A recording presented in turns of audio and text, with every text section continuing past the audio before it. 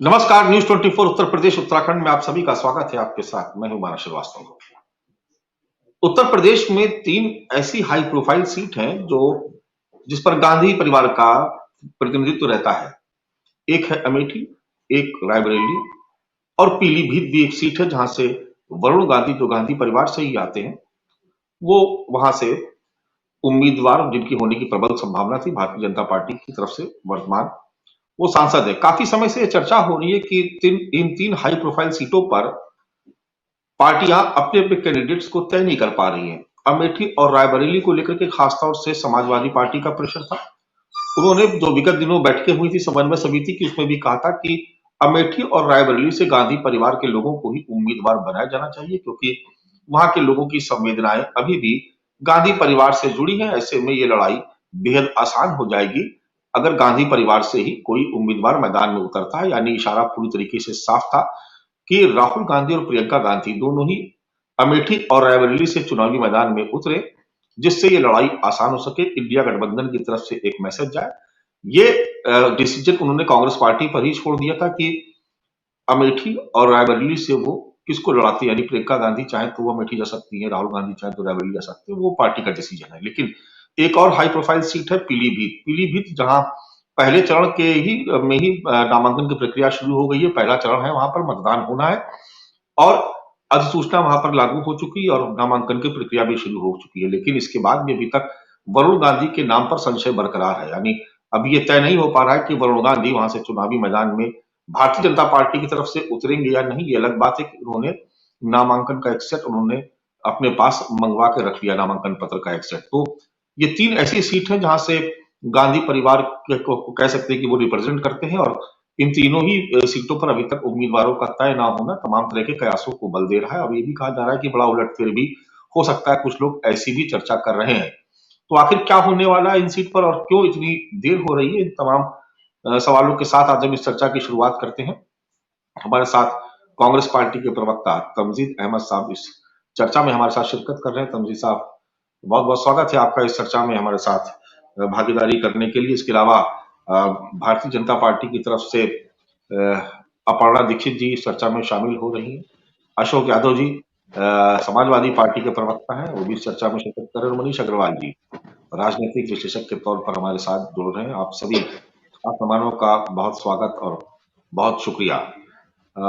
अपर्णा दीक्षित जी से शुरुआत करते हैं। अपर्णा जी, पीलीभीत को लेकर के अभी संशय बना हुआ है, आखिर क्या वजह है? गांधी परिवार को रिप्रेजेंट करते हैं वरुण गांधी, कई बार के सांसद रहे हैं, उनके नाम पर इतना मंथन, इतना विलंब क्यों हो रहा है? देखिए, जो पार्टी के जो वरिष्ठ नेता हैं वो पहले ही मीटिंग कर चुके हैं। सोमवार को हमारे यहाँ कोर कमेटी की बैठक हुई थी, इसमें फैसला ले लिया जा चुका है और अभी जो कुछ 2-4 सीटें बची हुई हैं उनमें फैसला लेना अभी बाकी है।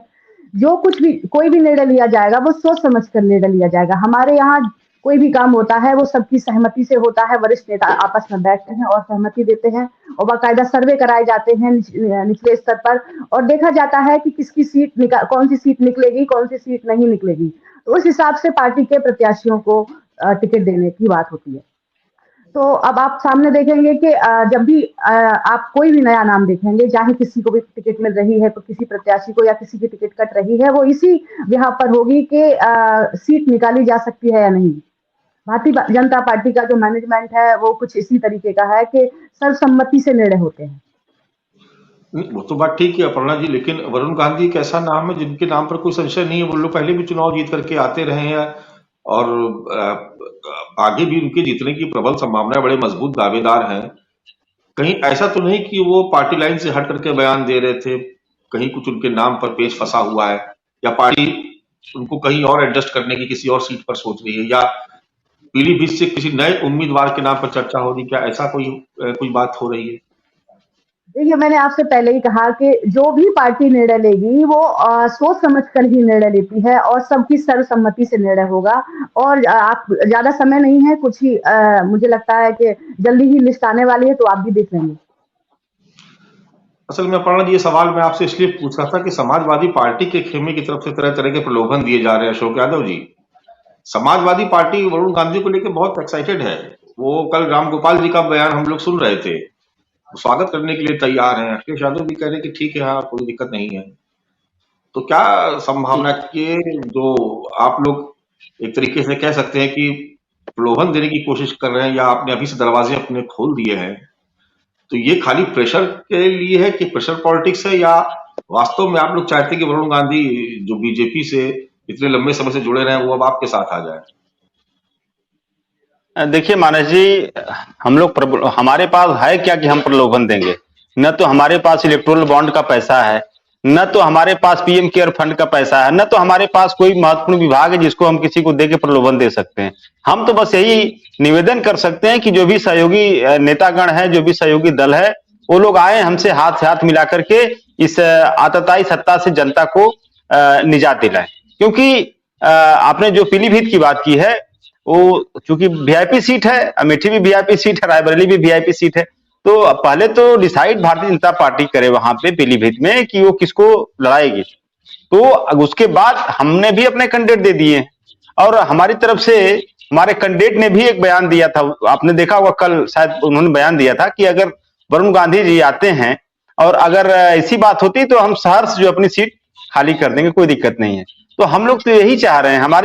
हमारी जो सोचने का नजरिया मानस जी सिर्फ यही है कि जो मजबूत चेहरे हैं, जो इस सत्ता के खिलाफ मजबूती से, आपने देखा होगा वरुण गांधी जो कि बड़े बड़े चेहरे आपने मोदी सत्ता के रंग में रंगते हुए देखे थे, जो हर जगह मोदी भक्ति में लीन थे। लेकिन वरुण गांधी जी एक ऐसे चेहरे थे जो सच्चाई पे टिके रहे और लगातार जो हकीकत थी उसको जनता के बीच कहते रहे। तो ऐसा व्यक्ति तो अगर किसी भी तरह से अगर वो मदद मांगेंगे हमसे, तो समाजवादी पार्टी प्रयास करेगी कि जितना भी संभव हो, और इंडिया अलायंस भी प्रयास करेगा कि उनकी मदद किया जाए। इसमें कहीं कोई बात नहीं है मानस जी। अच्छा, तमजीद अहमद साहब जी के पास चलते। तमजीद साहब, रायबरेली और अमेठी को लेकर के मुझे लगता नहीं कि कभी भी पुराने कभी इतिहास में इतना ज्यादा मंथन हुआ होगा। अभी तक आपने रायबरेली और अमेठी पे उम्मीदवार घोषित नहीं किए। 3 दशक की पत्रकारिता में हम लोग हमेशा इस बात को लेकर के मुतमईन रहे कि रायबरेली और अमेठी सीट ऐसी है जहां से गांधी परिवार के ही लोगों को उतरना है। 2004 में जब राहुल गांधी अमेठी से उम्मीदवार बने थे पहली बार, उस वक्त भी उससे काफी पहले से यह तय हो चुका था कि उनकी ही वहां पर उम्मीदवारी, उनकी ही दावेदारी है। ऐसा पहली बार हो रहा है, मतलब मेरे अपने जर्नलिज्म के कार्यकाल में, कि अमेठी और रायबरेली को लेकर के संशय बना रहे, वो भी कांग्रेस पार्टी में। ये ऐसा क्यों हो रहा है? क्या वजह है इसकी? नहीं, संशय की कोई बात नहीं है मानस जी। संशय जैसी कोई बात नहीं है। निश्चित रूप से संशय थोड़ा सा इस वजह से बनाने की कोशिश की जा रही है क्योंकि सोनिया जी अब अभी राज्यसभा चली गई हैं और उनके राज्यसभा जाने की वजह से जो भी संशय बनाने का प्रयास किया है, वैसे कोई संशय नहीं। कांग्रेस पार्टी पूरी मजबूती से रायबरेली और अमेठी की सीट लड़ेगी और निश्चित रूप से जो भी संशय लग भी रहा है वो आज शाम तक साफ कर दिया जाएगा। अच्छा, आज शाम तक? तो आप हमको इस चर्चा के दौरान एक बड़ी खबर भी दे रहे हैं कि आज शाम तक अगर स्थिति साफ हो जाएगी तो ये मान लिया जाए कि अमेठी से और रायबरेली से कैंडिडेट आज घोषित हो जाएंगे। बिल्कुल बिल्कुल, जो कि वो सीट हमारे हिस्से में आई हुई है, तो 17 सीटें हमारे हिस्से में, तो निश्चित रूप से 17 सीटों पे हम चुनाव लड़ेंगे और उसमें अमेठी और रायबरेली है, तो अमेठी और रायबरेली का भी सीट हमारे खाते में है। तो हम लोग पूरी उम्मीद है कि आज शाम तक बाई एंड लार्ज बहुत सारे प्रत्याशियों घोषणा हो जाएगी मानस जी। तो ये तो तय माना जाए ना कि गांधी परिवार से ही उम्मीदवार होंगे इन दोनों सीटों पे। जो भी उम्मीदवार होगा, निश्चित रूप से अमेठी और रायबरेली गांधी परिवार के लिए सिर्फ चुनावी क्षेत्र नहीं है, वो गांधी परिवार और कांग्रेस के लिए पारिवारिक रिश्ता है अमेठी और रायबरेली के लोगों के साथ। तो निश्चित रूप से जैसी आपकी उम्मीद है और वैसी उम्मीद हम सब लोगों की है। हम सब कार्यकर्ता चाह रहे हैं कि क्योंकि हमेशा से अमेठी और रायबरेली एक गढ़ रहा है कांग्रेस पार्टी का, तो हम लोग भी ये मांग कर रहे हैं बराबर कि वहां से गांधी परिवार के लोग को ही चुनाव लड़ना चाहिए और वहां की जनता भी इसी उम्मीद से लगाए बैठी हुई है। निश्चित रूप से एक बेहतरीन फैसला होगा। हम लोग भी इस चीज की उम्मीद लगाए बैठे हुए हैं और शाम तक की स्थिति बहुत उम्मीद है कि स्पष्ट हो जाएगी। तमजीद साहब, लेकिन आप गोल गोल घुमा रहे हैं। आप ये नहीं बता रहे हैं कि उम्मीदवारी पक्की है नहीं, आप डिमांड बता रहे हैं कि मैं डिमांड कर रहा हूं। अगर आप स्पष्ट कर दें तो हमारे दर्शकों को भी मानस भाई, जी मानस भाई, बहुत सारे आप भी समझ रहे हैं, बहुत सारी चीजें जब तक सामने नहीं आ जाती हैं उसके बारे में शायद चर्चा पर चर्चा नहीं हो पाती है। लेकिन हम लोग निश्चित रूप से जो आपका सवाल हो अच्छा सा वो सही उतरे, यही हम लोग चाह रहे हैं, यही हम लोग की मांग भी है अगर आप चाह रहे हैं तो पार्टी के जरिए, इस चैनल के जरिए भी हम लोग मांग करना चाहते हैं कि वहां से निश्चित रूप से गांधी परिवार से लोग चुनाव लड़े। ये मैं कह सकता हूँ जरूर आपसे। वो मनीष अग्रवाल जी, वैसे तो जवाब अपर्णा जी ने भी नहीं दिया, उन्होंने भी गोल गोल घुमा दिया, और तमजीद भाई ने भी। लेकिन मनीष अग्रवाल जी, ये मैं समझना चाह रहा हूं कि बीते 3 दशक के दौरान, जब से मैं जर्नलिज्म में हूं, गांधी परिवार को लेकर के, वो चाहे गांधी परिवार में चाहे राहुल गांधी, सोनिया गांधी की फैमिली, या मेनका जी या वरुण गांधी जी की फैमिली हो, इन नामों पर लेकर के कभी कोई संशय, कभी कोई विवाद विवाद रहा ही नहीं। ये तय था कि हाँ, इनको ही आना है, और मैदान में ये भी तय होता था कि हाँ, इनकी जीत भी सुनिश्चित है। ये ऐसा पहली बार हो रहा है कि गांधी परिवार के 3 बड़े महत्वपूर्ण सदस्य, एक प्रियंका गांधी, एक राहुल गांधी और एक वरुण गांधी, इन पे लगातार संशय बना हुआ है। तो इसके पीछे की वजह क्या है? मानस जी, मैं आपकी सराहना करूंगा। आपने बहुत कोशिश करी तीनों प्रवक्ताओं से कि कोई ऐसी चीज वो आपको बताए जो आपकी डिबेट को सार्थक करे। लेकिन आपकी डिबेट का जो टॉपिक है, मुझे लगता है ये तीनों सीटें ऐसी है कि जिन कैंडिडेट्स को हम डिस्कस कर रहे हैं वो तीनों इन सीट्स पे हमें नहीं दिखेंगे। क्योंकि जिनको ये लोग वीआईपी सीट्स कहते हैं ना, वीआईपी सीट्स ऐसी सीट्स होती है कि इलेक्शन से पहले मालूम होता है कि अगर ये चुनाव लड़ेंगे तो यहीं से लड़ेंगे, वरना नहीं लड़ेंगे। जैसे आप देखिए कि मोदी जी का बिल्कुल क्लियर है कि वाराणसी से लड़ना है तो लड़ना। अब अगर राष्ट्र के शीर्ष नेता, प्रदेश के शीर्ष नेता अपनी एक सीट न डिसाइड कर पाए, और भाजपा के सिटिंग सांसद को, जो गांधी परिवार से है, डिक्लेरेशन होने के बाद, पर्चा खरीदने के बाद भी इंतजार करना पड़े कि मेरा नाम आएगा तो मैं पर्चा भरूंगा, ये बहुत संशय की बात है। मुझे लगता है जो हम लोग जिन कैंडिडेट्स का नाम इन सीट्स पे ढूंढ रहे हैं, ये तीनों कैंडिडेट्स हमें इन सीट्स पे नहीं दिखेंगे। यही आज की राजनीति का बदलाव है जो विपक्ष समझ नहीं पा रहा। अब मैं इसे मोदी मैजिक बोलूंगा तो ये लोग कहेंगे कि मैं भाजपा के पक्ष में बोल रहा हूं, लेकिन ये वाकई में मोदी मैजिक है कि ऐसी सीटों के लिए कैंडिडेट ढूंढने पड़ रहे हैं जो वंशानुगत सीटें चलती थी कि हमारे घर से कभी कोई आके खड़ा हो जाएगा तो हम इन सीटों को जीत लेंगे। फिर मार्जिन घटना शुरू हुए। आज स्थिति ये है कि इन सीटों पे इन पार्टियों के सिटिंग विधायक जो है वो भाजपा में, 5-5 विधायक, 4-4 विधायक जो नहीं थे वो अभी राज्यसभा के चुनाव में छोड़ के आ गए। तभी तो इनके जमीनी आकलन जो है, जब ये वोट्स या सर्वे कराने जाते हैं तो इन्हें वो चीजें अच्छी नहीं दिख रही, तभी ये उस सीट्स का डिक्लेरेशन नहीं कर पा रहे। कांग्रेस के भी वहां दूसरे कैंडिडेट दिखेंगे, और मुझे लगता है शायद भाजपा भी इसको बदलाव के लिए ही वेट कर रही है, इसीलिए वो मिनिमम समय दे के उस टिकट को डिक्लेयर कर रही है कि वहां पे दल बदल और परमिटेशन कॉम्बिनेशन थोड़ा सा कम हो सके। लेकिन आप देखिए, जैसे आप कह रहे हैं आपका 30 साल का पत्रकारिता का कैरियर है, कितना बड़ा राजनीतिक बदलाव आ गया है कि आज भी ये सीट्स खाली हैं, और अभी भी कोई ये क्लैरिटी से नहीं कह पा रहा कि मैं इससे चुनाव लड़ूंगा। जो इन सीटों से चुनाव लड़ते हैं उन्होंने दूसरी सीट से डिक्लेयर कर दिया है वो लड़ेंगे। एक राज्यसभा चली गई है माननीय सोनिया गांधी जी, इसलिए बिल्कुल क्लियर है कि यहाँ से गांधी परिवार का कोई कैंडिडेट चुनाव नहीं लड़ेगा। यही राजनीतिक बदलाव है, इसी को विपक्ष को समझना पड़ेगा कि जब जमीन इतनी तेजी से खिसक रही है, आपकी वेस्टर्न में इतनी तेजी से खिसक रही है, तो ऑल ओवर इंडिया में क्या बदलाव आएगा, इसके लिए आपको वो मुद्दे ढूंढ के लाना पड़ेंगे जहां से आपका वोट बैंक इंटैक्ट रहे। उस वोट बैंक के अंदर अगर लोग जा रहे हैं, आप वहां भारत की आजादी से शासन कर रहे हैं, लेकिन वहां के लोग आज विकास कहीं और ढूंढ रहे हैं, उन्हें वो विकास शायद उन समय में नहीं मिला। एम्स बना देना, निफ्ट बना देने से काम नहीं चलता, उसको चलाना, वहां पे वो सुख सुविधाएं जनरेट करना, और लोगों को ये बताना कि इससे तुम्हारा हित क्या हो रहा है। आज भी आप देखिए, जैसे महाराष्ट्र में है, शरद पवार जी बारामती से लड़ते हैं, इस बार अजीत पवार जी भाजपा में है, तो बारामती की सीट पे फाइट दिख रही है। अगर अजीत पवार जी एनसीपी में होते तो बारामती की सीट पे कोई फाइट नहीं होती।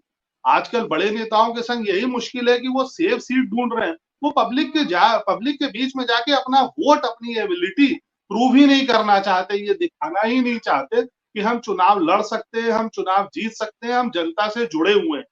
अगर आप जनता से नहीं जुड़े रहोगे तो वोटर को भी 5 साल में एक बार मौका मिलता है अपनी इच्छा व्यक्त करने का, और वो बखूबी से व्यक्त करता है। इस बार भारत में 96 करोड़ मतदाता अपने मताधिकार का प्रयोग करेंगे, जिसमें 2 करोड़ युवा मतदाता होंगे।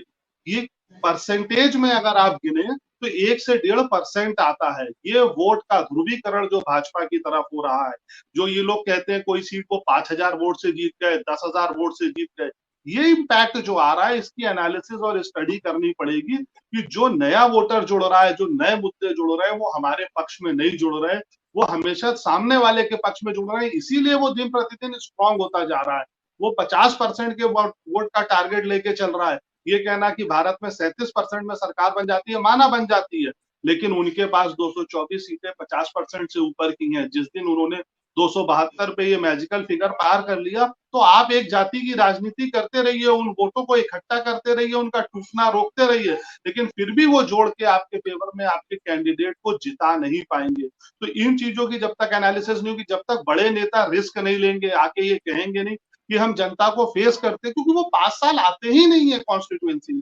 सबसे बड़ी समस्या यही है। अगर आप इन बड़े कैंडिडेट्स की जिनकी बात कर रहे हैं, इनका आप एनालिसिस करें कि इन्होंने लोकसभा में कितने सवाल पूछे हैं, कितनी बार ये पब्लिक को धन्यवाद देने आए। अगर आप प्रधानमंत्री की एनालिसिस करें पिछले 5 बार में वो कितनी बार वाराणसी आए हैं, तो वो गिनती जो है मुझे लगता है काफी अच्छी होगी और नेताओं के कंपैरिजन में, जितना वो अपने चुनावी क्षेत्र में जाते हैं। अभी प्रधानमंत्री इलेक्शन से पहले भी वाराणसी आए थे, योजनाओं का फॉलो अप लेते हैं, उन्हें डिक्लेयर कराते हैं, लेकिन ये लोग उन चीजों पे वर्किंग नहीं करते। आप देखिए कि वायनाड में कम्युनिस्ट साथ में है और कम्युनिस्ट ने टिकट दे दिया है राहुल गांधी के अगेंस्ट। जी 10 साल में करीब मेरे ख्याल से 80 के आसपास बार प्रधानमंत्री का दौरा हुआ है बीते 10 सालों में। चलिए अशोक यादव जी अशोक यादव जी के पास चलते हैं। अशोक यादव जी, कहीं कोई प्लान बी पे तो काम नहीं कर रहे? आपको लग रहा है कि राहुल गांधी और प्रियंका गांधी तो अपने पास के साथ ही इंडिया गठबंधन का हिस्सा है, वरुण गांधी को भी अगर तोड़ लिया जाए तो ज्यादा बेहतर स्थिति बन जाएगी, पूरी गांधी फैमिली इंडिया गठबंधन की तरफ नजर आएगी, एक संदेश देने की कोशिश की जाएगी। इसीलिए आपकी तरफ से बार बार ये कहा जा रहा है कि आप आ जाइए, वरुण गांधी जी को हम साथ में ले लेंगे, वरुण गांधी जी का स्वागत है, अगर आ जाएंगे तो हम सीट भी, प्रत्याशी भी बदल देंगे। कोई एक प्लान भी चल रहा है के खिलाफ? देखिए मानस जी, हर दल के पास plan A, plan B, plan C रहता है और टाइम टू टाइम वो उसका इम्प्लीमेंटेशन भी करता है। तो अगर हमारे दल के पास भी अगर प्लान बी है तो इसमें कोई संशय वाली बात नहीं है। तो रह गई बात, जो प्लान है इंडिया अलायंस के साथ हम लोग प्लान कर रहे हैं, हमारी कोई अलग से स्पेसिफिक प्लानिंग नहीं है। हमारी जो भी प्लानिंग है वो इंडिया के साथ प्लानिंग हमारी, और वो प्लानिंग यही है कि इनकी जो भी जिन सीटों की आप बात कर रहे हैं, इन सीटों पे अभी हमारे अग्रवाल साहब कह रहे थे कि इतना जमीन पे बहुत स्थिति खराब है कांग्रेस की या अपोजिशन की। मैं बताऊं आपको, जमीन पे जो आपने बात कही कि मोदी जी 80 बार आए या जो भी बातें आप कर रहे हैं, तो सवाल ये उठता है कि कितनी बार जाने का सवाल नहीं है, सवाल है कि आप 80 बार में क्या दिए काशी को? क्या काशी क्योटो बन गया? या सवाल उठता है क्या मां गंगा साफ हो गई?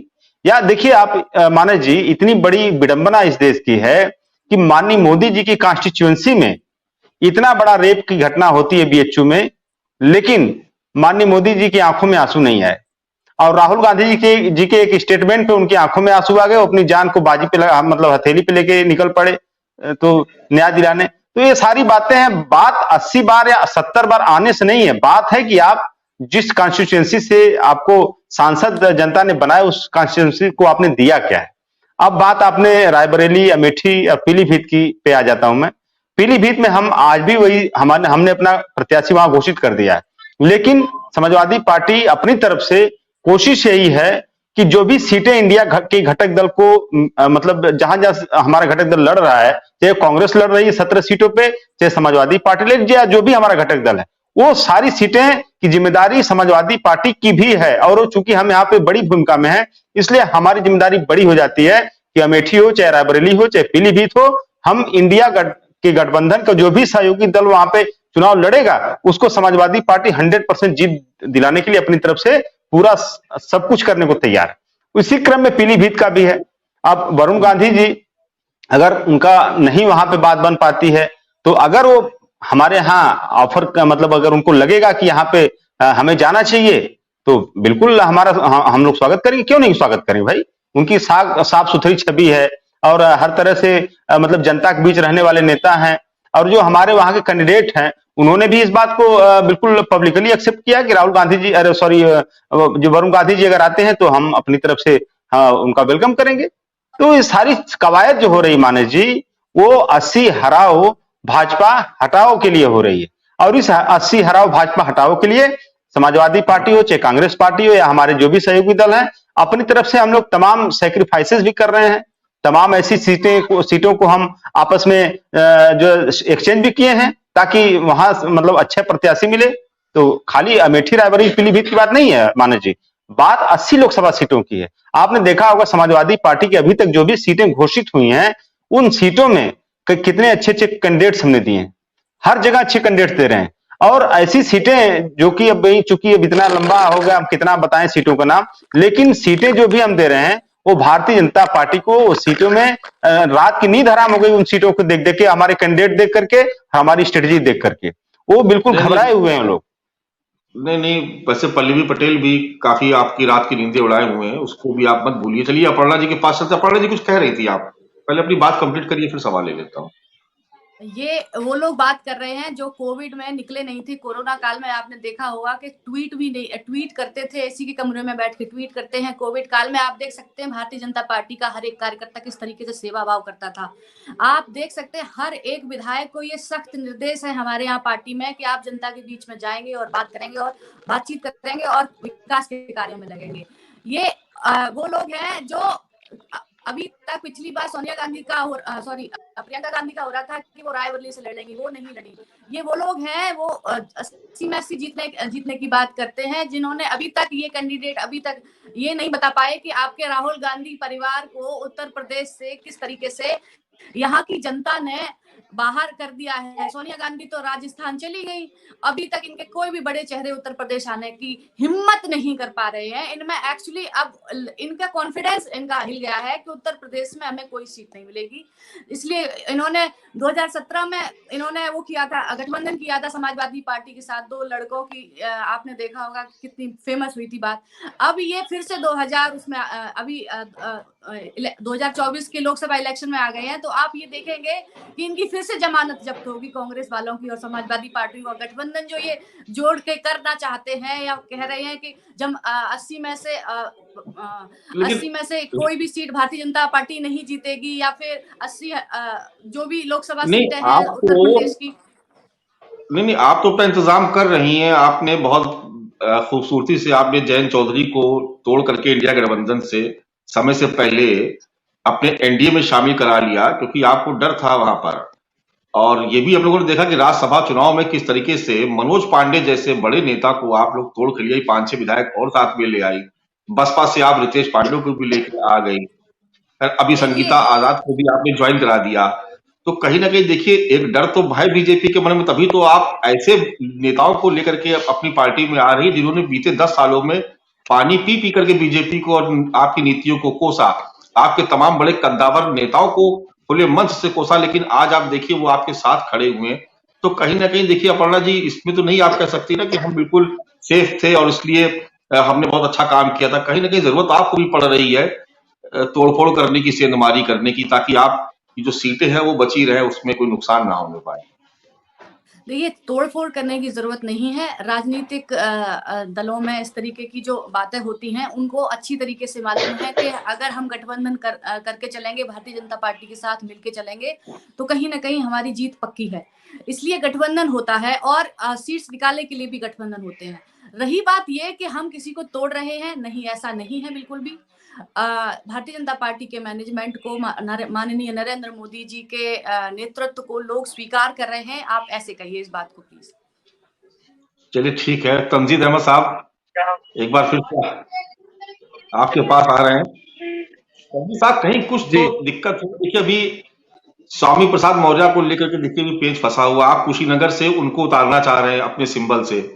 समाजवादी पार्टी के कार्यकर्ता वहां पर समर्थन देंगे नहीं, इस पे अभी बात नहीं हो पाई है। कल अखिलेश जी का बयान आपने सुन ही लिया होगा कि स्वामी प्रसाद जी चक्कर लगा रहे हैं।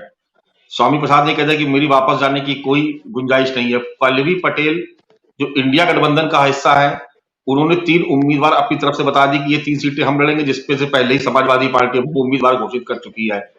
अमेठी रायबरेली को लेकर के तस्वीर साफ नहीं है। तो आपके यहाँ भी कुछ बहुत ठीक नहीं चल रहा है, आपको इसको भी देखना पड़ेगा। बजाय दूसरे दलों से आप तोड़ने की या उनकी तरफ आस लगा के देखें आप कि मेरे यहाँ वरुण गांधी आ जाए, मेरे यहाँ दूसरे बीजेपी के नेता आ जाए। आपके पास जो अपनी मजबूत सीटें हैं, जो आपके गठबंधन के जो अपने मजबूत जो घटक दल है, आप उनको नहीं समेट पा रहे हैं। ये भी एक कमी आपको महसूस हो रही कहीं? देखिए मानस जी, देखिए जब चुनाव का वक्त आता है तो बहुत सारी चीजें इक्वेशन देखनी पड़ती है, बहुत सारी चीजें देखनी पड़ती है कि वहां पे उस जगह पे कौन प्रत्याशी कहाँ कितना फिट होगा, ये सब चीजें देखना पड़ता है। लेकिन और ये कोई बड़ी बात नहीं कि एक एक सीट पे कई कई प्रत्याशी टिकट मांग रहे हैं, तो जाहिर सी बात है कि चुनने में एक टाइम लगता है, वक्त लगता है कि कौन कहाँ कितना बेहतर होगा। तो निश्चित रूप से जिस तरह से प्रत्याशियों की भीड़ है इस समय इंडिया गठबंधन की तरफ, चाहे वो कांग्रेस के टिकट पे हो या समाजवादी पार्टी के टिकट पे हो, तो निश्चित रूप से कुछ तो चुनौतियां आती है, इससे इंकार नहीं किया जा सकता। अब भारतीय जनता पार्टी के सामने ये चुनौती नहीं है इस वक्त। भारतीय जनता पार्टी के सामने चुनौती इस वजह से नहीं है क्योंकि उनके टिकट पे तो बहुत सारे लोगों ने लड़ने से मना कर दिया।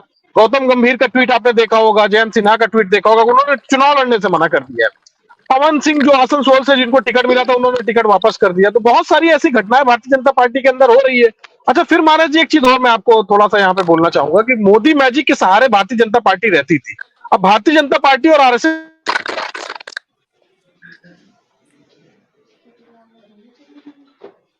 तंजीत साहब, आपकी आवाज चली गई, मुझे लग रहा है ट्रैवल कर रहे हैं और कोई कनेक्शन का इश्यू हो गया। चलिए मनीष अग्रवाल जी, आपके पास आते हैं। ये जो पूरा परिदृश्य इस समय बना हुआ है कि जो बहुत जी, तमजीत साहब वापस आप जुड़ गए। तमजीत साहब माफ कीजिएगा महाराज जी, आज मुझे बड़े विपरीत परिस्थितियों में डिबेट करना पड़ रहा है। तो मैं कह रहा था कि ये चुनौतियां लगी रहती है। भारतीय जनता पार्टी के सामने ये चुनौती इस वजह से नहीं आएगी क्योंकि उनके टिकट पे लोग चुनाव लड़ने को तैयार नहीं हो, जिनको टिकट भी दे रहे हैं वो भी वापस कर रहे हैं। और दूसरा, एक मोदी मैजिक नाम की कोई चीज होती थी जो भारतीय जनता पार्टी हमेशा उसका बहुत प्रचार करती थी कि किसी को भी हम टिकट दे देंगे वो चुनाव जीत के चला आएगा। हम लोग तो कभी नहीं मानते थे, लेकिन जिस तरीके का वो मोदी मैजिक, जो कथित मोदी मैजिक था, भारतीय जनता पार्टी और आरएसएस के लोगों ने भी मान लिया है कि वो मोदी मैजिक अब खत्म हो चुका है। क्यों खत्म हो गया? अब आप देख लीजिए कि हर पार्टी का हर दल, और कांग्रेस पार्टी हो या इंडिया घटक दल के अन्य पार्टी, अगर कोई छोटा मोटा जिला अध्यक्ष या ब्लॉक अध्यक्ष भी अगर भारतीय जनता पार्टी में आ रहा है तो उसको खुद जेपी नड्डा जी ज्वाइनिंग करवा रहे हैं। तो आप स्थिति समझ लीजिए कि भारतीय जनता पार्टी की हालत जो है बहुत खराब हो रखी है इस वक्त। इनको कोई भी नेता कहीं का भी बस इतना बता के चला है कि भैया हम इंडिया गठबंधन में रहते थे कभी, तो उनके नड्डा जी दिल्ली के अंदर तैयार बैठे उनको ज्वाइनिंग कराने के लिए। तो आप समझ सकते हैं कि स्थिति क्या है। फिर अभी अपर्णा जी बोल रही थी, कोविड के वक्त की बात कर रही थी। मुझे नहीं लगता कि इस पर नैतिक बात भारतीय जनता पार्टी को कोविड की करनी चाहिए। अगर आपको याद होगा मानस जी, अभी जब इलेक्टोरल बॉन्ड का जो भी डाटा भी सामने आया है, उस डाटा में अगर आप देखेंगे तो जिस समय पूरा देश त्राहिमाम में था पूरा कोविड से, उस समय ये आधार पूनावाला से चंदा दो धंधा लो पे काम कर रहे थे। आप बताइए कि उस कंपनी ने भी भारतीय जनता पार्टी को चंदा दे रखा है। तो चंदा दो धंधा लो, इस कार्यक्रम में जब भारतीय जनता पार्टी काम कर रही थी तो जाहिर सी बात है कि कोविड में तो इनका फोकस कहीं और था कि भाई इस समय कोविड का मौका है। और प्रधानमंत्री जी ने खुद भी काफी कई बार कहा है कि आपदा में अवसर तलाश कीजिए, तो आपदा में भी इन्होंने अवसर तलाश कर लिया। आधार पूनावाला की कंपनी से इन्होंने चंदा लिया बाकायदा कि उस वैक्सीन को पहले स्थापित करने के लिए। अगर आप उस इलेक्टोरल बॉन्ड का जो डाटा आया है उसको देखेंगे तो उन्होंने चंदा ले रखा है। तो अपर्णा जी, मेरी आपसे गुजारिश है कि कम से कम इस पर नैतिक भाषण मत दीजिए। न जाने लाखों लाख लोग मर गए, आपके पास आपने डाटा तक नहीं दिया। 50 लाख से ज्यादा हिंदुस्तान के लोग खत्म हो गए। यहाँ पे शमशान और कब्रिस्तान में जगह खत्म, कब्रिस्तान और जगह शमशान में जगह खत्म हो गई थी। आप बता रही हैं यहाँ पे, बता रही है कि और तीसरी बात और कह दे रहा हूँ, तीसरी बात और महाराज जी, आपका जो सवाल, अपर्णा जी थोड़ा साहस रखिए सुनने का। सच बात सुनना थोड़ा मुश्किल होता है, मैं जानता हूँ, लेकिन थोड़ा साहस रखिए। अगर आप पूछ रहे हैं तो सुनने का आप भी साहस रखिए।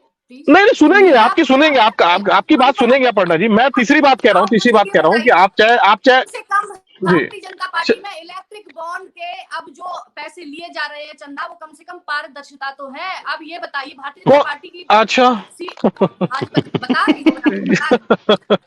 बताइए पारदर्शिता। अपर्णा जी आपकी पारदर्शिता की देखिए अपर्णा जी, चलिए मैं आपके सवाल समझ गया, आपका सवाल समझ गया। अब मेरी बात जवाब सुन लीजिए। आपके पारदर्शिता की अभी चलिए बताइए। अच्छा, पहले मानस जी चेक से चंदे दिए जाते थे, पहले कैश में चंदा दिया जाता था। कम से कम भारतीय जनता पार्टी में इतनी पारदर्शिता तो आई है। किस तरीके से जो इलेक्ट्रिक बॉन्ड का सिस्टम जो बना है उसमें आप देख पा रहे हैं, आप समझ पा रहे हैं कि किस तरीके से लोगों को ये चीज पता है। और कहीं ना कहीं जो आप बात कर रहे हैं, आपकी जो पार्टी है 1400 करोड़ रुपए हैं, आप ये बताइए, आप उन्हें वापस करेंगे क्या?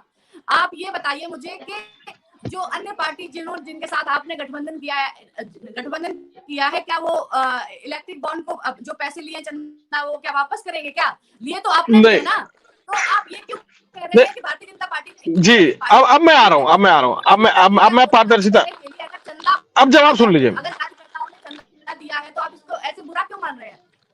देखिए अब जी, अपर्णा जी, पहले तो मैं आपको फैक्चुअली करेक्ट कर दूं, वो इलेक्ट्रिक बॉन्ड नहीं है, इलेक्टोरल बॉन्ड है, तो थोड़ा सा मैं फैक्चुअली आपको करेक्ट कर, जी जी जी, तो वो इलेक्ट्रिक बॉन्ड नहीं है। जी जी,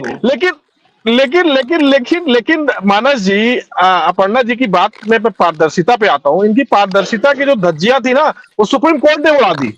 जिस तरीके से भारतीय जनता पार्टी ने प्रयास किया कि किसी भी तरीके से इलेक्टोरल बॉन्ड को देना ना पड़े, आप बताइए, एसबीआई को ये कहने पे मजबूर होना पड़ रहा है कि हम 20 जून तक डाटा ही नहीं दे सकते, और जब सुप्रीम कोर्ट ने खटकार लगाई तो अगले दिन डाटा लाके दे दिया है। तो क्या संबंध है भाई, ये क्रोनोलॉजी क्या कहला रही है एसबीआई और बीजेपी के बीच में? इसका मतलब डाटा तैयार था, किसी के दबाव में वो डाटा देना नहीं चाह रही थी एसबीआई। फिर अभी देखिए, सुप्रीम कोर्ट को लगातार ये एसबीआई को कहना पड़ रहा है कि आपको ये डाटा ये भी बताना पड़ेगा कि किसने किसको कितना चंदा दिया। भारतीय जनता पार्टी क्या छुपाना चाह रही है एसबीआई के जरिए? क्यों इतना दबाव एसबीआई पे डाल रही है कि एसबीआई जैसे संस्था को सुप्रीम कोर्ट के अंदर जाके शर्मसार होना पड़ रहा है? ये बेहद दुर्भाग्य की बात है इस देश के लिए कि एसबीआई जैसे बैंक को जाके सुप्रीम कोर्ट के अंदर फटकार सुननी पड़ रही है, उनको शर्मसार होना पड़ रहा है, सिर्फ इसलिए कि भारतीय जनता पार्टी को चंदा देने वालों का नाम सामने ना आ पाए। तो ये बेहद गंभीर विषय है मानस जी, और बेहद दुर्भाग्यपूर्ण है कि भारतीय जनता पार्टी की वजह से आज देश की संस्थाएं शर्मसार हो रही सुप्रीम कोर्ट के अंदर जाके। तो मुझे ऐसा लग रहा है कि जो इन्होंने चंदाखोरी की, जो इन्होंने हफ्ता वसूली की, मुझे ऐसा लगता है माफी मांगनी चाहिए। और मैं सुप्रीम कोर्ट को बधाई देना चाहूंगा कि जिसकी वजह से कम भारतीय जनता पार्टी का भ्रष्टाचारी चेहरा आज सामने आ गया है, इनका हफ्ता वसूली का चेहरा इनका सामने आ गया है, इनका जो चंदा दो धंधा लोग जो धंधा था वो सामने आ गया है, और जो भारतीय जनता पार्टी का सामने आ गया, ये इसके लिए मैं सुप्रीम कोर्ट को बहुत बहुत बधाई देना चाहूंगा। चंदा लेती थी उस पर तो किसी ने बात ही नहीं कर पाई, जिस तरीके से चंदा कांग्रेस लेती थी उस पर तो कभी किसी ने बात ही नहीं कर पाई। हजारों करोड़ अंदर चले गए, पता ही नहीं लगा। आज कम से कम आप इस मुद्दे पर चर्चा तो कर पा रहे हैं, इसकी बात मैं कर रही हूँ। कितनी पारदर्शिता भारतीय जनता पार्टी मैं इसकी बात कर रही हूँ। चलिए, अपर्णा जी, पारदर्शिता तो जी जी, आपकी आवाज में कुछ क्रैक्स आ रहे हैं, आवाज बहुत क्लियर नहीं आ पा रही है, आप अपनी ऑडियो ठीक करवा लीजिएगा। फिलहाल मैं एक बार मनीष अग्रवाल जी के पास फिर से चलता हूँ। अच्छा मनीष अग्रवाल जी, विषय से अलग हट करके एक सवाल का जवाब चाहता हूँ, क्या इलेक्टोरल बॉन्ड कोई बड़ा चुनावी मुद्दा बनने जा रहा है? मुझे नहीं लगता मानस जी, इलेक्टोरल बॉन्ड के पास इतना समय है कि वो चुनाव का मुद्दा बन जाए। डिक्लेरेशन हो चुका है, मुद्दे जो है चुनाव से पहले जनरेट होते हैं जनता के पास जाने के लिए। अब मैं आपको बताना चाहूंगा कि जो लोग इलेक्टोरल बॉन्ड का क्वेश्चन उठा रहे हैं, उनके राज्यसभा सांसद के वहां 351 करोड़ रुपए कैश मिलता है, मशीनें गिनती थक जाती हैं। लेकिन बॉन्ड पे सवाल है, क्योंकि बॉन्ड एक तरीका बनाया था सरकार ने काले धन को रोकने का। खैर, वो सुप्रीम कोर्ट का डिसीजन है, वो सर्वमान्य है। अब समाजवादी पार्टी के प्रवक्ता कह रहे थे कि नरेंद्र मोदी जी शक्ति इशू पे आंसू बहा रहे हैं, तो बहुत से लोगों ने बाटला हाउस पे भी आंसू बहाए थे। आज माननीय प्रधानमंत्री जी को कुछ और मुद्दे ऐसे दिख रहे हैं जिसपे वो आंसू बहा रहे हैं। बीएचयू के रेप की चर्चा करते हैं और संदेश खाली को ये लोग भूल जाते हैं, बंगाल की चर्चा नहीं करते, उनको फैसिलिटेट करके यूपी में एक सीट देते हैं। तो ये तो चर्चा के मुद्दे गिनने वाले हैं ना। आप बीएचयू पे चर्चा करिए तो आप संदेश खाली के बारे में भी बोलिए कि भाई बंगाल में क्या हो रहा है, लेकिन सेलेक्टिव बोलेंगे तो पब्लिक के पास बंगाल भी जाता है, पब्लिक के पास बीएचयू भी गया था। इसीलिए जब पब्लिक चूज करती है तो लार्जर ऑब्जेक्टिव ढूंढना, बड़े मुद्दे बनाना और पब्लिक को समझा पाना कि इसमें क्या हुआ है। इलेक्टोरल बॉन्ड का डेटा शायद आज शाम को 5 बजे तक की डेडलाइन थी, उसके बाद डिक्लेयर होगा, फिर उसके बाद आप पब्लिक को जाके बताओगे। अच्छा, अगर आधार पूना वाला ने चंदा दिया तो क्या उसमें कोई ऐसा क्लॉज था कि फार्मा की कंपनियां चंदा नहीं दे सकती? मुझे नहीं लगता कोई ऐसा क्लॉज होगा, कोई भी दे सकता है। लिस्ट तो सबकी मनीष भाई, कुछ तो अपनी लज्जा रखिए। मनीष जी, आप जिस तरीके की बातें करते हैं, मतलब बड़ा दुर्भाग्यपूर्ण है कि आप देखिए आज मतलब ऐसे लोग हाईकोर्ट ये कहने गए हैं कि अगर मुझे अरेस्ट ना करा जाए। मनीष भाई, आप राजनीतिक विश्लेषक हैं। मनीष भाई, आप भूल गए हैं, राजनीतिक विश्लेषक हैं आप राजनीतिक विश्लेषक हैं, आप भूल गए हैं, आप भावनाओं में बह गए हैं इस वक्त। आप थोड़ी देर के लिए फिर से गौर कीजिए, आपके नीचे जो लिखा हुआ है राजनीतिक विश्लेषक लिखा हुआ है, थोड़ा तो उस आप बोल लीजिए। आप भाई हो गया। देखिए, अगर कोई मुद्दे ऐसे आते हैं हाँ, वो राजनीति से राजनीतिक रिलेटेड विश्लेषक लिखा हुआ जिनमें है। हाँ, दोनों थोड़ा सा पार्टियों बाहर के आइए उससे। जवाब नहीं हो पा रहे हैं तो जवाब तो देने पड़ेंगे ना। अगर मैं कोई तथ्यों में गलत नहीं, कह रहा हूं तो आप मुझे जरूर बताइएगा। मैं आपको जानता हूं, आप बुद्धिजीवी वर्ग के हैं। आप अगर मैं तथ्यों में कुछ गलत कह रहा हूं तो आप जरूर उस पर सवाल उठाइएगा, मैं आपके सवाल का जवाब दूंगा। तथ्यों पर बात लेकिन तो अगर एक तरफ पब्लिक से अभी सवाल बताई नहीं आता जा है तो रही है। हमें उसका जवाब तो देना ही पड़ेगा ना। नहीं, नहीं, सवाल का जवाब आज बिल्कुल आप देखिए, आप सवाल पूछिए। मैं आज का आपको उदाहरण देता हूं। आज राहुल आप गांधी जी ने सवाल प्रेस नहीं पूछ रहे हैं। कॉन्फ्रेंस आप करी कि हमारे अकाउंट मनीष सीज भाई, है। आप सवाल वो मामला मनीष सुप्रीम भाई आप कोर्ट में सवाल नहीं पूछ सप्ताह रहे हैं। से 1 तारीख को आप सुना जाएगा, लेकिन बचाव फिर भी कर रहे उन्होंने हैं। आज प्रेस कॉन्फ्रेंस करी, ये तत्व नहीं बोले। अब हम लोग उन तत्वों को पढ़ते हैं, कहीं ना कहीं उसको बोलना पड़ेगा कि लोगों की समझ तक वो तत्व जाए। आप कह रहे हो अशोक जी ठीक है, हाई अशोक जी कोर्ट तक से रेमेडी नहीं कंप्लीट मिली है जो 285 करोड़ अशोक जी फीस को है। जवाब देना 1 अप्रैल को सुप्रीम चाहते कोर्ट हैं। ने उसको सुनवाई। अशोक जी प्लीज मानस जी कंप्लीट देखिए, करिए। मानस जी अभी हमारे मनीष भाई जो है जस्टिफाई कर रहे थे कि क्या फार्मा कंपनियों को चंदा देना मना है। चंदा देना मना नहीं है, लेकिन जब एक कोई राष्ट्रीय कार्यक्रम सरकार चलाए कि चंदा दो धंधा लो, इस तरह के तो राष्ट्रीय कैंपेन चला रही भारतीय जनता पार्टी। एक तमाम राष्ट्रीय इस कार्यक्रमों में एक मुद्दे से राष्ट्रीय चुनाव हार कार्यक्रम है भी है। जाएंगे, ये मुद्दा पब्लिक तक नहीं जी जी जाएगा। देखिए मैं बता रहा आप लोग वो हूँ मुद्दे मनीष जी, पब्लिक तक लेके जाइए जिससे चुनाव जीतने की इच्छा जनरेट हो, पब्लिक को कुछ वोट देखिए देगी। मनीष जी अब मनीष भाई कुछ चुनाव, मुद्दे मनीष जी बताइए। आप कुछ मुद्दे आप बताइए, आप हमें जो पब्लिक में जाएगा। भारतीय जनता पार्टी कुछ कमियां बताइए, कुछ मुद्दे बताइए भाई, हम लोग तो जानना चाह रहे हैं। तो कौन से मुद्दे थोड़ा आपको बताइए, तो हम लोग गाइड तो कीजिए। थोड़ा बताइए भारतीय जनता पार्टी की दो चार बातें तो बताइए, हम लोग भी समझे कि कौन से ऐसे मुद्दे मनीष भाई बताते हैं, हम उसको लेके जाएंगे। आप बताइए, चलिए बताइए। मेरा कांग्रेस को एक सजेशन है कि कांग्रेस राष्ट्रीय पार्टी है, इसको अरे हर सजेशन सीट बाद में पे दीजिएगा पूरे भाई, भारत सजेशन ले में, लिया आपका। आप मैं जो बता मुद्दे रहा हूँ बता दीजिए आपको, आप मैं हमें। कांग्रेस पे ही अब मुद्दे बता रहा बताइए हूँ, भाई। इसको हर सीट पे भारत में लड़ना चाहिए, अपने जनाधार को खिसकने नहीं देना चाहिए और पार्टियों से समझौता करने के नहीं, कारण आपका जो पोल वो वोटर नहीं, है वो भारतीय लूज जनता हो रहा पार्टी है, के खिलाफ हमें कुछ क्योंकि मुद्दे आप अपने दीजिए। पोल भारतीय वोटर जनता से पार्टी के कनेक्ट नहीं खिलाफ। करते। आप समाजवादी नहीं पार्टी की मनीष मजबूत भाई, छोड़ मनीष देते। भाई, आज वरुण गांधी मनीष अगर भाई, सपा को ले रहा है, आपको लेना नहीं चाहिए। आपको नहीं वरुण गांधी को वहां से लड़ाना नहीं नहीं, चाहिए वो तो और ठीक अपनी है। स्थिति मजबूत करनी वो चाहिए वो गांधी तो परिवार को। न- वो बातें आपकी सही कह रहे हैं। आपकी वो सब बातें आपकी हम लोग गौर करेंगे, लेकिन हमें भारतीय जनता पार्टी के खिलाफ कुछ मुद्दे दीजिए। क्या मुद्दे हम लोग को उठाना चाहिए भारतीय जनता पार्टी के खिलाफ, ये बताइए थोड़ा सा। इस पर थोड़ा सा हम लोग को इनलाइटनमेंट कीजिए प्लीज। ये हेल्प तो हेल्प अस। आपका ढूंढने काम है। जब मैं कांग्रेस में या सपा ये में आ देखिए। जाऊंगा तो बताऊंगा ढूंढ के। अरे आप अभी आप राजनीतिक कहाँ हैं विश्लेषक है मनीष भाई। भाई, आप कहाँ हैं? अभी भाजपा में, अभी आप भाजपा रणजी में, अभी भाजपा में। बता तो दिया देखिए उन्होंने। उन्होंने बता दिया, उन्होंने बता तो दिया। मानस जी बस मनीष मैं भाई हम देखिए लोग तो एक काम छोटा आप सा लोग। सवाल मेरा नहीं था नहीं मनीष अशोक भाई भाई से 10 सेकंड, 10 कि सेकंड, जो अशोक चंदा भाई 10 सेकंड, मानिए अशोक भाई ठीक 10 है सेकंड। चंदा देना लेना मना नहीं है, लेकिन अगर कोई company pharma company suppose that अगर किसी सरकार को 500 करोड़ अगर चंदा दे रही है तो उसका कंपनसेशन वो कंपनी कैसे करेगी? या तो उस मेडिसिन की गुणवत्ता से कंपनसेशन करेगी, या तो दो उसका शब्द प्राइस बढ़ा संदेश के खाली लोगों पे, को। जी समझित भाई जब दो शब्द आपको संदेश खाली पे बंगाल पे। नहीं नहीं, मैं देखिए मैं वहां भी आ जाऊंगा, कोई दिक्कत नहीं है मनीष भाई। मैं वही आपसे जानने की कोशिश कर रहा था कि वो कंपनसेशन 500 करोड़ का कंपनी ने कैसे किया। अगर 500 करोड़ क्या उसको सीरम भारत सीरम कंपनी ने जो वैक्सीन बनाई उसी गुणवत्ता में कोई कंपनसेशन किया जिसके वजह से तमाम हार्ट अटैक्स आ रहे हैं प्रीमेच्योर एज में, वो समस्या मतलब लोगों में क्रिएट हो रही है मानस भाई? या जो चुनावी उत्तर काशी में जो। अलग मुद्दा है चुनाव चंदा, लेकिन उस वक्त तो अशोक जी देश को जरूरत भी थी कोवैक्सीन की, कोविड की वैक्सीन की। चलिए नहीं नहीं, मैं वो नहीं कह रहा हूं कि मानस जी, मैं वो नहीं कह रहा था।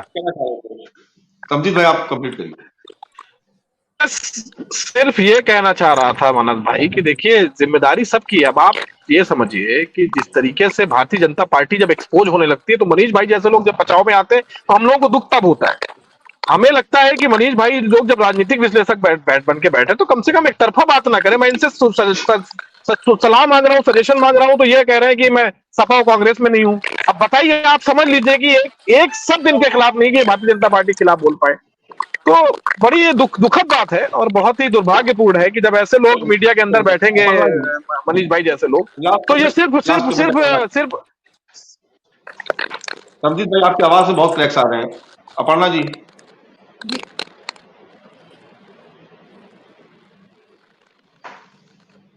अपर्णा जी कंटिन्यू करिए, आप कुछ कह रही थी।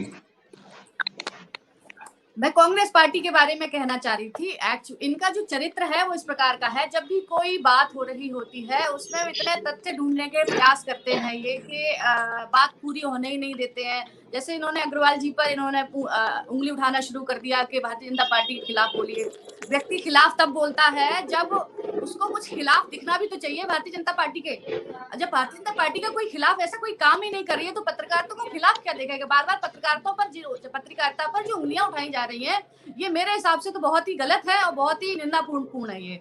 दूसरी बात रही ये कि आज कांग्रेस पार्टी के आप चरित्र की बात करिए। मैं आज अदिति सिंह जी का बयान सुन रही थी किसी एक चैनल पर, तो उन्होंने ये कहा था, उनके पति को ये कहा गया था कि आप अपने पत्नी के चरित्र पर उंगली उठाएंगे तभी आपको उनको ये कहने पर उनके चरित्र मतलब अदिति जी को जैसे वो भारतीय जनता पार्टी में शामिल हुई तो उनसे बदला। और इस तरीके की मनोदशा रखने वाले लोग जब देश में अगर आप कह रहे हैं चुनाव लड़िए, कोई बड़ा चेहरा चुनाव लड़े, तो अब जब इस तरीके के जब खुलासे होंगे तो किस मुंह से आएंगे चुनाव लड़ने के लिए।